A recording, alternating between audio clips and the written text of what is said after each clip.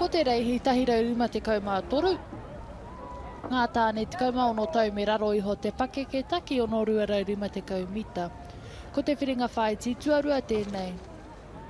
Aratua tahi, Wellington High School, Aratuarua Tauhara College, St Patrick's College, Pukekohe High School, Hastings Boys High School kei te Aratua Rima, St John's College, Waiuku College, te kura kaupapa Māori o ngā tapuai, Hastings Boys High School, te whare kura o Mauao, te kura kaupapa Māori o Ngāti Kahungunu ki here taunga kei te Aratua Ngahuru Mātahi, me te kura o Kokohuia kei te Aratua Ngahuru Mārua.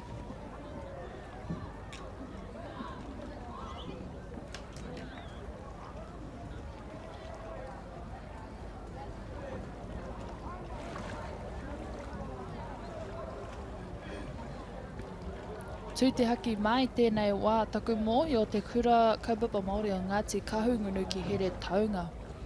Just at the front of the pack. Red flag. Hastings Boys High, beautiful. Kua tū te haki kākāriki tēnei te reihi tahirau rima te kaumā toru. Ngā tāne te kauma ono tau me raro iho te pake ke taki ono ruārau rima te kaumita. Kua huri ki te whiringa whaiti tuarua mo te wahanga te takere. Rātau e pakanga ana kia whaitūranga i te whiringa toa hei te ahi tonu nei.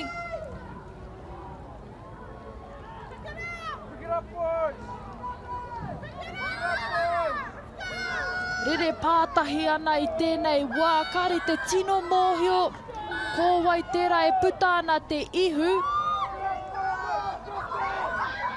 Aratua ono, aratua whetū pēr. Tai hoaka ki te kōwai kahua. Aratua whetū. Aratua waru pēr. Hastings Boys te kura o ngā tapu ai. St John's College ko te aratua waru. Te kura Māori o ngā tapu ai kātahi. St John's College taku mōhio.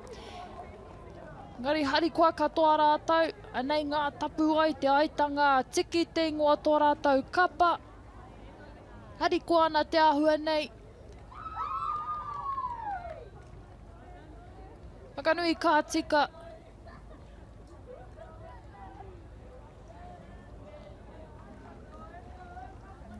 Anei e te iwi, te tōwaitanga. It was anyone's race until that halfway point. Ki te lane 7 and 8. Fighting for that first place.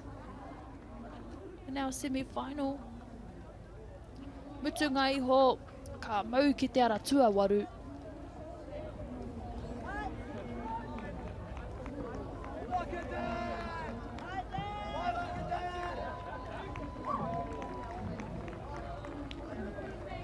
Anei ngā whakawhitanga wā mo te reihi tahirau rima te kaumā toru, te kura Māori o ngā tapua e te aitanga tiki tahi miniti waru he kona St John's Hato Hoani, tahi miniti iwa he kona ira whā iwa.